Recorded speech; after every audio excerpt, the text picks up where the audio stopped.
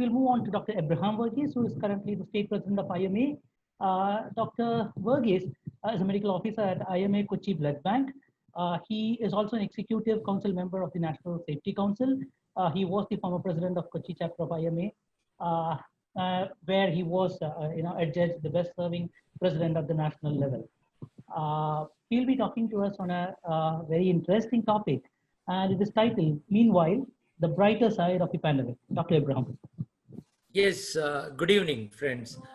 Thanks to Ajit and his team of organizers for organizing such a wonderful webinar. Thanks for inviting me to this session.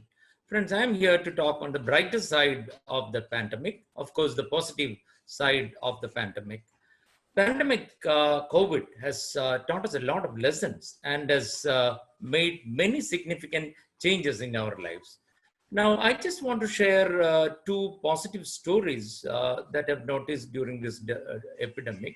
One was the Honorable Chief Minister of Madhya Pradesh, Mr. Chauhan, had underwent corona treatment in a hospital, and he came out and said his problem with his hand, he could not clench his fist.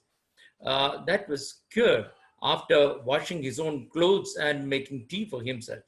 The second one, of course, the story is the decision of the Catholic Church to cremate the body of a COVID-19 victim in Alleppey district, which is a rare gesture. Bodies of Christians are usually buried in their churches and not cremated.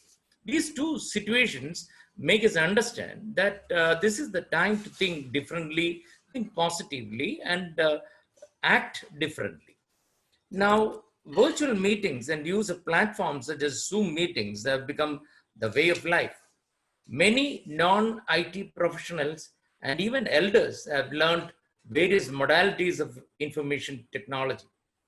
One of the few certainties coming out of the COVID-19 shutdown is that it will have a lasting impact on how people work going forward. This made the industry shift to work from home, thereby saving time, cost on rentals and travel expenses.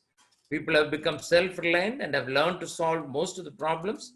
We are able to spend quality time with our families. Many are taught cooking, vegetable shopping, housekeeping, and many could bring out their hidden talents like singing, writing, cooking, vegetable gardening, etc. Now, unnecessary visits to the hospitals has been avoided. Children are less infected, making parents realize the importance of staying indoors and eliminate infection. The online platforms and schooling at home and monitoring of classes by parents became a part of the education now. One needs to be tech savvy now. With more and more people adapting to work from home, expenditure is bound to come down. Traveling cost and accidents decreased. After all, air traffic is down. Fewer vehicles are on the road. Factories are closed. This means that there is a drastic reduction of the global carbon monoxide emission, less noise and air pollution. There is fresh air, cleaner water bodies, smoke's gone, white haze of Himalayan ice became clear. The migratory birds have come back to the water bodies which were once polluted. The pandemic has already taught us that for a better world, we cannot have market as the backbone of the economy. We obviously need a harmonious relation with the nature.